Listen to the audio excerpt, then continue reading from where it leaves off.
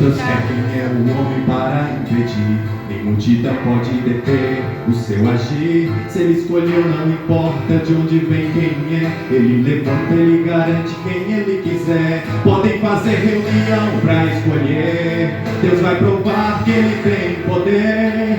12 tribos, 12 varas, a Moisés ordenou. Quem escolhe é Deus, ele é o grande eu sou.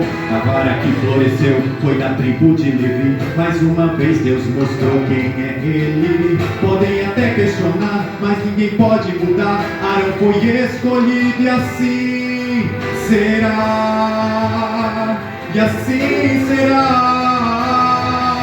Não toca no escolhido, não mexe na unção. Vara de amendoeira eu tenho em minhas mãos. Ela vai florescer, muitos frutos vai dar. Sou da tribo de Levi, chamado pra adorar. Não toca no escolhido, Deus prova quem eu sou. Ninguém substitui quem Deus já ordenou. Podem fazer reunião e até dizer que não. Sou da tribo de Levi. Não toca no escolhido, não mexe na unção. Vara de amendoeira eu tenho em minhas mãos. Ela vai florescer, muitos frutos vai dar. Sou da tribo de Levi, chamado pra adorar. Não toca no escolhido, Deus prova quem eu sou. Ninguém substitui quem Deus já ordenou. Podem fazer reunião e até dizer que não. Sou da tribo de Levi, filho do Deus de Abraão. Aleluia!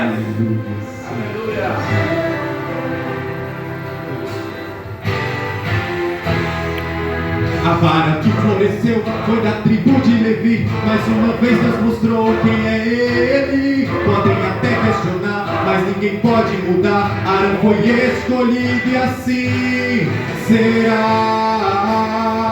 E assim será. Não toca no escolhido, não mexe na unção. Vara de amendoeira eu tenho em minhas mãos. Ela vai florescer, muitos frutos vai dar. Sou da tribo de Levi, chamado pra adorar.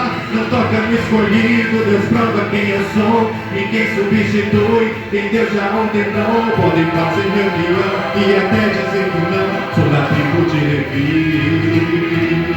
Não toca no escolhido, não mexe na unção. Vara de amendoeira eu tenho em minhas mãos. Ela vai florescer, muitos frutos vai dar. Sou da tribo de Levi, chamado pra adorar. Não toca no escolhido, Deus prova quem eu sou. Ninguém substitui quem Deus já ordenou. Podem fazer reunião e até dizer que não. Sou da tribo de Levi, filho do Deus de Abraão.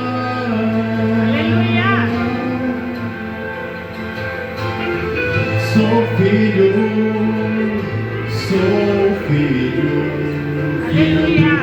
Deus de Abraão. Glória a Deus. Eis que vos digo um mistério: nem todos dormiremos, mas transformados seremos todos. Num momento, no abrir e fechar de olhos, ao ressoar da última trombeta. A trombeta soará, os mortos ressuscitarão, incorruptíveis, e nós seremos transformados. Aleluia! Podem se assentar. Vemos aqui um mistério a qual Paulo nos deixa através dessa palavra bendita e maravilhosa. Aqui vemos, meus irmãos, uma grande promessa a qual Deus tem para cada um daqueles que vão até o fim na sua presença, que vão até o fim em obediência à sua palavra. Mas para que eu inicie nessa palavra, vamos necessitar voltar um pouco no tempo. No século XIX, mais especificamente. Século XIX eu considero, meus irmãos, um século obscuro, um século de trevas. Pois nesse século foi onde surgiu, através da manifestação de Satanás, vários falsos ensinamentos, várias falsas doutrinas, várias religiões, vários caminhos alternativos que não levam a Cristo, que não levam a Deus, mas apenas ao engano, a perversidade, a perdição. Temos como exemplo Ellen G. White, da Igreja Adventista, Josh Rousseau, dos Testemunhas de Jeová, Allan Kardec, do Espiritismo, Albert Pike, da maçonaria, e assim tantos outros que surgiram nessa época. Falsos profetas, a qual lideraram movimentos e dessa forma interpretaram a palavra de Deus da forma que eles mais convinham a eles. E assim também, nesse período, surgiu também uma doutrina a qual muitos têm se utilizado da palavra erroneamente, a qual Paulo e Deus nos dá o seu mistério através dessa passagem. E qual é essa doutrina? É a doutrina do arrebatamento secreto. Aleluia! A qual, lá no século XIX, através de uma jovem católica chamada Margaret MacDonald, essa jovem, ela teve uma visão. Nessa visão, ela via as pessoas sumindo do nada. E a partir daí, ela se uniu com seu líder religioso católico, Edward Gibbon. E os dois juntos começaram a elaborar esse pensamento, em colaboração também com um maçom chamado John Nelson Darby. Então esse trio se uniu e dessa forma elaboraram, pegando versículos isolados da Bíblia, texto fora de contexto, para criar um pretexto, para assim elaborar a sua doutrina. Uma doutrina a qual não vemos na palavra de Deus, a qual em um momento, num abrir e fechar de olhos, as pessoas vão sumir e a partir daí vai começar o reinado do anticristo. Só que se para a gente estudar a Bíblia, para a gente ler a palavra de Deus, é necessário entender o contexto. O que é o contexto? Você lê o que está na frente e o que está atrás, para você não pegar aquele versículo isolado e interpretar ele de mau jeito. E aqui nessa passagem, em 1 Coríntios, capítulo 15, se formos entrar no contexto aqui, não está falando exatamente do arrebatamento, mas está falando do momento da transformação dos corpos, que após a transformação dos corpos, vai sim acontecer o arrebatamento. Então, essa transformação dos corpos, como vai ser? Ao ressoar da última trombeta, os mortos ressuscitarão, e os corpos dos vivos serão transformados. E para a gente se aprofundar ainda mais acerca do arrebatamento verdadeiro, a gente pode também viajar para 1 Tessalonicenses, capítulo 4, versículo 15 e 16, a qual Paulo nos diz que os vivos, eles não vão ser arrebatados enquanto os mortos não forem primeiro. E vemos que lá vai ter também o ressoar da última trombeta, a qual o arcanjo na sua voz descerá do céu, e assim os mortos serão arrebatados, e após isso os vivos irão primeiro, e depois dos mortos. Então, a gente unindo essas duas passagens, primeiramente a ressurreição, depois a transformação dos corpos, e logo após isso o arrebatamento. Mas qual é o mal desse engano? É colocar que as pessoas não precisam passar pela provação, pela grande tribulação, a qual será necessária. Em Zacarias capítulo 13, versículos 8 e 9, Deus fala que Ele vai eliminar da terra 2/3, e 1/3 Ele vai provar como se prova o ouro, e Ele vai purificar como se purifica a prata, para saber se são realmente fiéis a Deus. Porque falar que ama a Deus acima de todas as coisas é fácil. Verdade. Vir para a igreja também é coisa fácil. Mas fazer o querer de Deus, é isso que Deus quer. É através das nossas práticas, das nossas atitudes, das nossas boas obras que demonstramos se somos realmente fiéis a Deus. Oh, glória! Tiago diz que Aleluia. a fé sem obras, ela é morta. É necessário demonstrarmos o nosso amor para com Deus através do que fazemos. Deus, Ele não falou apenas da boca para fora que nos ama, mas Ele demonstrou, dando seu próprio Aleluia. Filho. Glória a naquela Deus. cruz, em amor a nós. O seu único Filho. Então vemos aí que é necessário passar pela provação. É necessário passar por um momento de angústia tremendo, a qual nunca haverá e nunca houve tamanho sofrimento como vai haver na grande tribulação. Se a gente for para Mateus capítulo 24, vamos ter um entendimento correto da cronologia do final dos tempos. Lá está falando, primeiramente, acerca do início das dores. Após o início das dores, aí vem a grande tribulação. E logo após a grande tribulação, a vinda de Cristo sobre as nuvens dos céus. Porque muitos acreditam que as pessoas vão começar a sumir do nada, e a partir daí, um vai estar dirigindo, o carro vai ficar desgovernado, o avião vai estar no céu, o piloto vai sumir, as pessoas vão morrer, e vão ficar aqui só aqueles que vão passar pela provação, pelo anticristo. Só que a palavra não nos fala isso. Mateus 24 também nos fala que a vinda de Jesus será como um relâmpago, que parte do Oriente para o Ocidente.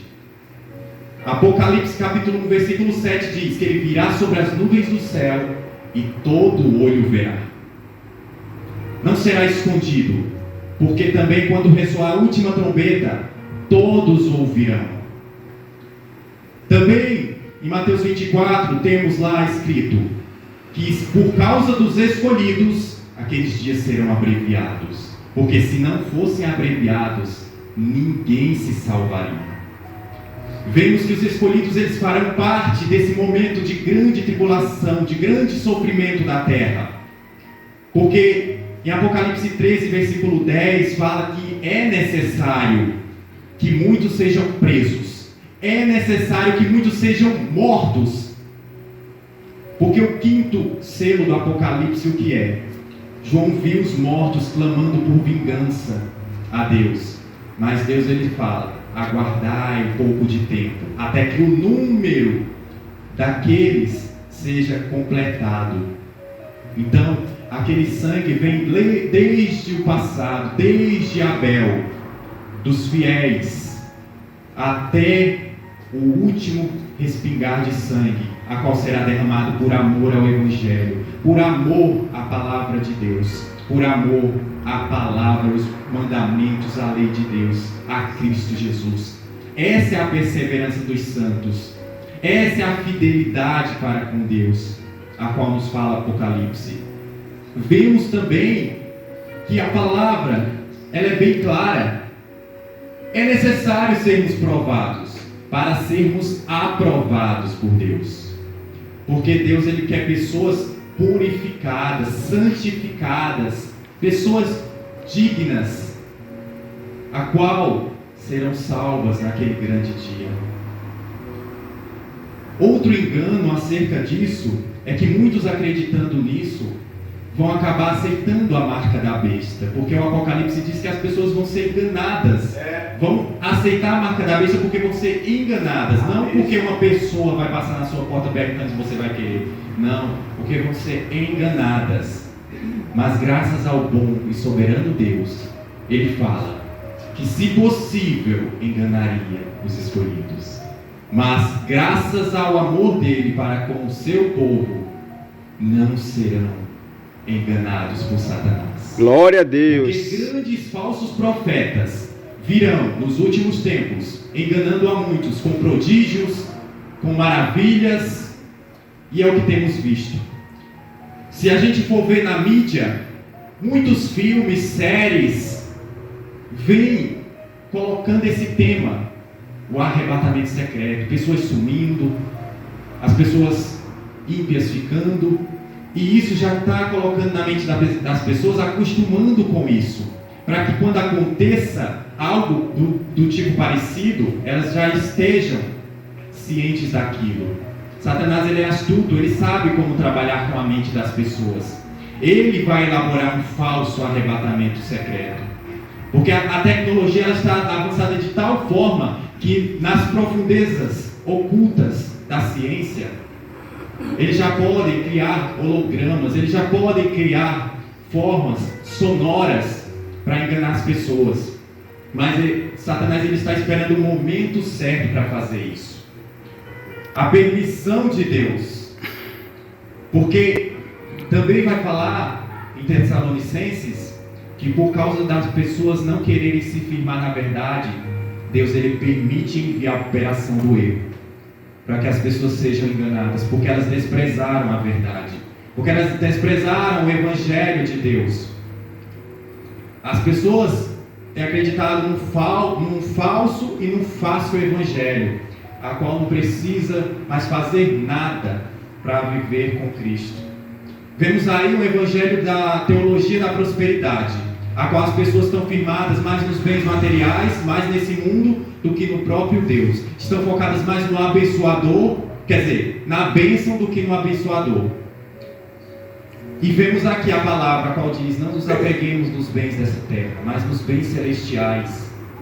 Mateus 6:33 diz, buscar em primeiro lugar o reino de Deus e a sua justiça, e as demais coisas lhe serão acrescentadas. Além dessa teologia de prosperidade, também vemos uma teologia coach, motivacional, a qual trata o pecador como um coitadinho, onde ele vai vencer pela própria força dele mesmo, é só confiar em si mesmo. É uma autoconfiança, a qual despreza a Deus, a sua palavra, e não tem nada de evangelho, de renúncia, de arrependimento, de sofrimento, a qual Jesus nos alertou. Mas a palavra de Deus é bem clara: no mundo tereis aflições, tende bom ânimo, porque eu venci. Aleluia! Glória a Deus! Se Jesus venceu e Ele disse que podemos vencer também, por que vamos duvidar? Verdade. Por que não vamos confiar nele? Essa terra é passageira, o sofrimento aqui é passageiro, Aleluia! mas a vida é eterna. Glória a A Deus! recompensa, os prazeres são eternos. Nós nem imaginamos o que Deus tem preparado para nós, de tão maravilhoso que é. Deus ele quer que venhamos a focar nele em primeiro lugar. Deus ele quer que venhamos a dar tudo de si mesmo por amor a ele. Jesus ele disse: aquele que amar mais o seu pai, sua mãe, seu filho, aquele que não se aborrecer a própria vida, não levar a sua cruz, não é digno dele e nem é discípulo dele. Será que estamos focando na palavra de Deus? Será que estamos nos dedicando a meditar na palavra dia e de noite, praticando também o Evangelho? Porque aquilo onde a gente dispõe mais tempo da nossa vida é o nosso foco. Será que a gente está se disponibilizando inteiramente, em primeiro lugar, para as coisas de Deus e deixando as outras coisas em segundo plano, ou estamos deixando Deus em segundo plano? Vemos como exemplo do que vamos sofrer acerca dos profetas, dos apóstolos, dos discípulos. Isaías foi cortado ao meio. João Batista e Paulo tiveram a cabeça decapitada. Vemos também Estevão foi apedrejado. E tantos outros exemplos que podemos citar, que não é fácil levar a palavra de Deus. Verdade. A verdade ela dói. A verdade ela vem para combater o pecado. Aleluia. Porque o pecado ele é gostoso. O pecado, as pessoas não pecam porque é ruim, mas pecam porque é bom cometer o pecado. E a verdade ela vem para combater o pecado, para combater essas práticas desagradáveis a Deus. A gente tem que estar em santidade. A gente tem que buscar se firmar na palavra de Deus e não em falsos ensinamentos, em palavras de homens, em interpretações teológicas de homens. Paulo ele diz em Gálatas, capítulo 1, versículo 10 ao 12: "Em saber, irmãos, que o evangelho por mim anunciado não é segundo o homem, porque eu não recebi nem o aprendi de homem algum, mas mediante revelação de Jesus Cristo." Aleluia! O evangelho verdadeiro é esse, a qual não vai acariciar o pecado, a qual não vai focar nas riquezas desse mundo, não vai querer se firmar nesse mundo, mas vai focar na eternidade, vai ter os olhos focados em Cristo. Jesus, ele sofreu naquela cruz por todos nós. Assim como ele morreu por nós, ele quer que venhamos a morrer por ele também, pela sua palavra.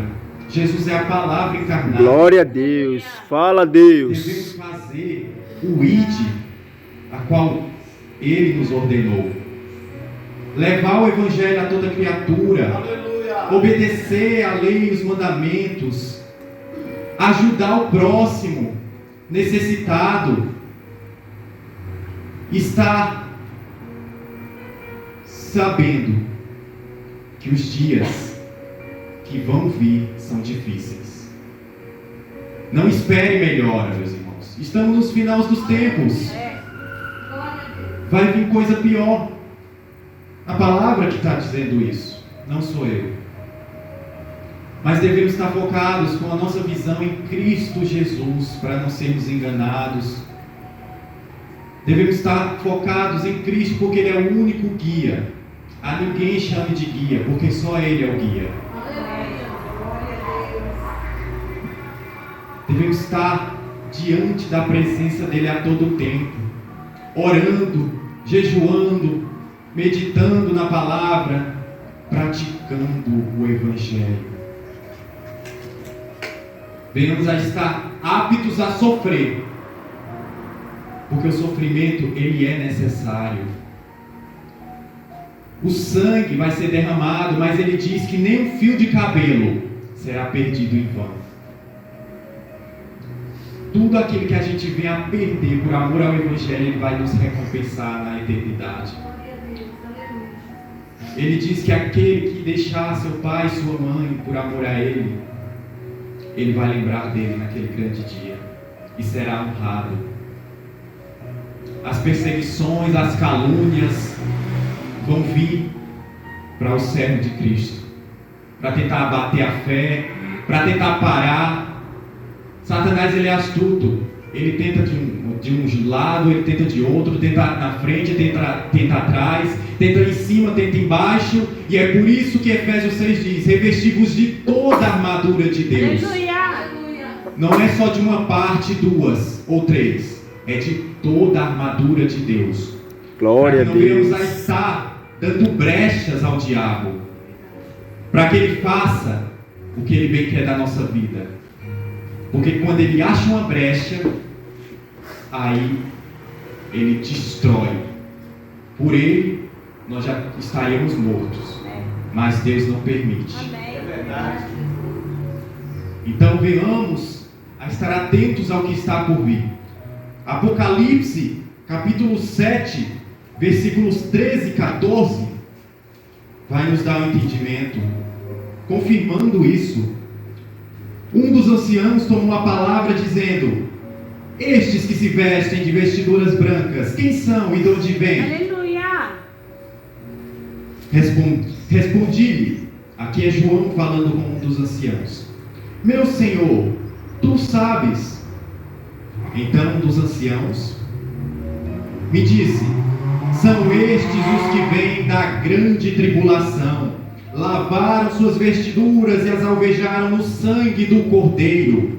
Glória a Deus. Vemos aqui que as nossas vestiduras vão ser lavadas no sangue do Cordeiro, pela perseverança na palavra.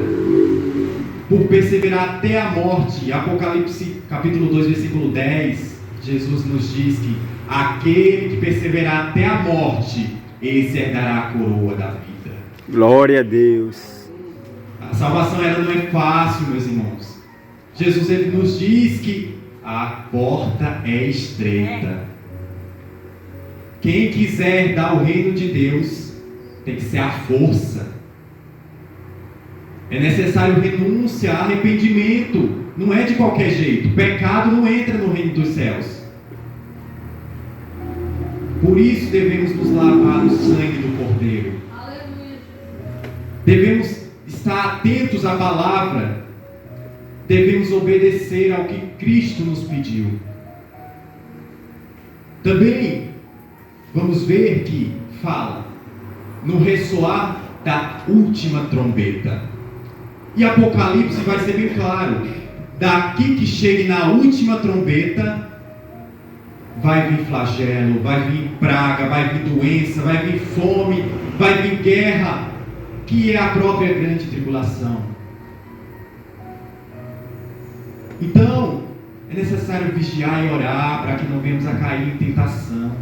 É necessário meditar na palavra de Deus de dia e de noite para não venhamos a ser enganados pelos falsos profetas. É necessário fazer a vontade de Deus. Porque Jesus nos alertou. Nos últimos tempos viriam falsos profetas, falsos cristos. E esses falsos cristos aqui, podemos dar um entendimento acerca disso, que Cristo significa escolhido, significa também Messias. Então, podemos entender aqui que ele nos alertou que muitos viriam se dizendo como escolhidos de Deus, pregando a palavra, para tentar convencer de um evangelho que não existe, trazendo versículos isolados da palavra de Deus para enganar muitos. Porque muitos são lobos devoradores em pele de cordeiro. Quem estiver firmado na palavra de Deus, esse sim vai conquistar a salvação e a vida eterna. O arrebatamento vai acontecer, mas para que ele aconteça é necessário vir à prova, é necessário sermos provados para sabermos se somos realmente fiéis a Deus. Porque a palavra fé vem do hebraico emuná, significa firmeza, fidelidade. Essa fidelidade não é da boca para fora, mas é através da nossa perseverança em Deus. A gente olhar para a fornalha de fogo ardente e entrar sabendo que se Deus livrar, Ele é Deus, mas se Ele não livrar, Ele continua sendo Deus. É estar diante da cova dos leões e estar entregue nas mãos de Deus. Se for da vontade de Deus morrer, vai morrer. Se não, Deus vai salvar. Deus ele não quer o mal de ninguém. Deus ele não quer a morte do ímpio. Ele quer apenas o arrependimento sincero e verdadeiro. Ele quer que abandone os maus caminhos. Mas infelizmente, nem todos querem se apartar do pecado. Nem todos querem fazer o querer de Deus. Então por isso que Deus manda a aflição. Deus manda a soberania dele sobre a terra, o cálice da sua ira, para que as pessoas venham a estar atentas que o que Deus fala, Ele cumpre. Ele não é homem para que minta, nem filho do homem para que se arrependa. Deus não volta atrás na sua palavra. Infelizmente os tempos estão corrompidos. Vemos aí uma geração perversa, a qual é pessoas do mesmo sexo, onde se a gente for falar, é discurso de ódio, mas eles podem pegar a palavra de Deus e fazer o que bem quiser. Podem colocar uma pessoa transformista numa cruz e assim fazer o que bem querem do Evangelho, zombar da palavra de Deus. Mas nós não podemos pregar a palavra de Deus. E é isso que Satanás vai fazer nos últimos tempos.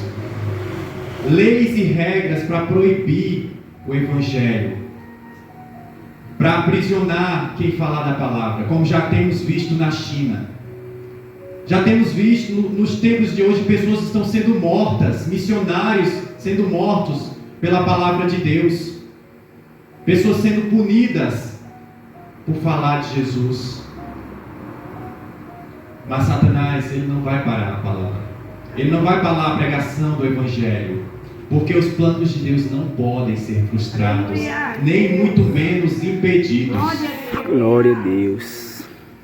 É necessário que o Evangelho seja pregado no mundo inteiro. E já temos visto isso acerca dos missionários e acerca da internet, a qual tem chegado em vários lugares, mas ainda não chegou em todos.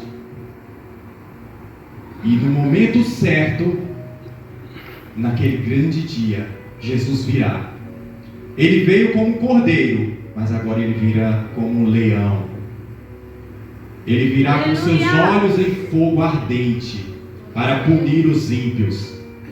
Ele vai separar os bodes das ovelhas. Os bodes, apartai-vos, vós que praticais a iniquidade. Iniquidade vem da palavra em grego anomia, é o desprezo da lei. Aqueles que desprezam a lei de Deus. E muitos vão falar: Senhor, Senhor, em teu nome não profetizamos, não fizemos vários milagres, não expelimos demônios. E ele vai dizer que não vos conhece, porque ele teve fome, não deram de comer, teve sede, não deram de beber, esteve nu, não deram de vestir, esteve na prisão e enfermo e não fostes visitar. É através dessas coisas que Deus quer de nós, que venhamos a fazer, que venhamos sair da nossa acomodação, que venhamos a dar a cara a tapa por amor ao Evangelho. Aleluia. E amor a Deus. Glória a Deus, Senhor. Deus, Ele quer que se levantemos desse banco e preguemos a sua palavra.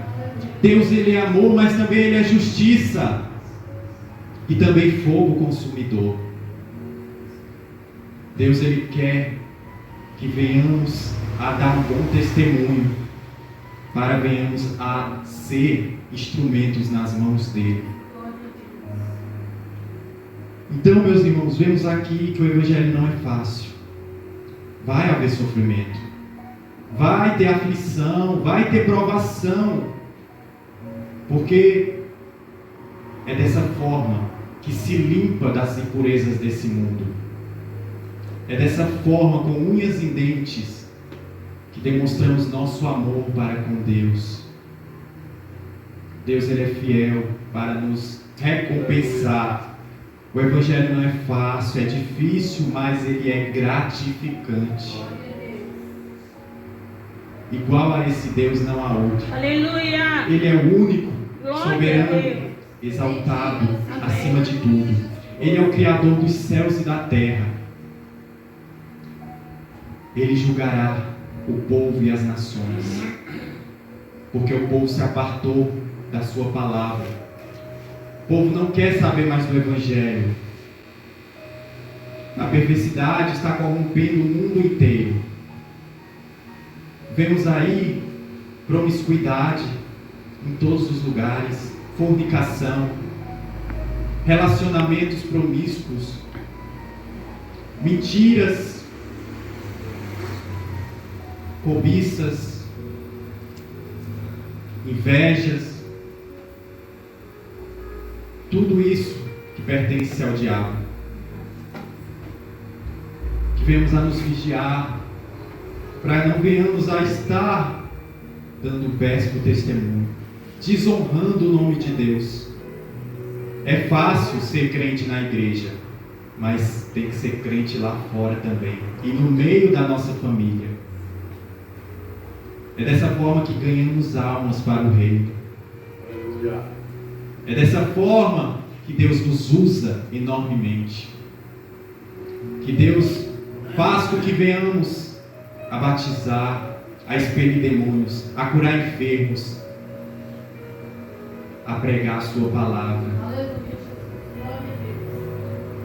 Nem todos serão salvos, infelizmente. Será uma pequena quantidade.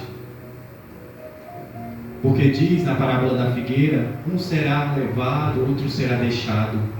O que quer dizer isso? Nem todos da minha família vão.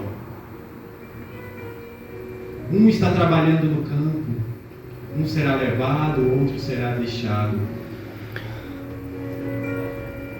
Nem todos que estão ao meu lado estão com a mesma fé que eu estou. Nem todos têm essa fidelidade com Deus. Então, é isso que Deus tem a falar nos nossos corações nessa noite. Uma palavra de reflexão, de exortação, ensinamento, para glorificar o nome dEle. Aleluia. Para que venhamos a estar atentos, não sermos enganados. Então, até aqui o Espírito Santo me trouxe. Aquilo que eu não pude expressar, que o Espírito Santo expresse no coração de cada um. Aquilo que eu não dei o entendimento, que o Espírito Santo também possa dar o entendimento. E que essa palavra seja guardada em nossos corações, para ser praticante do Evangelho de Cristo Jesus, para que venhamos a estar aptos e atentos à grande e maravilhosa vinda do Filho de Deus sobre as nuvens dos céus. Então eu agradeço a minha oportunidade e as palmas glorificam o Rei.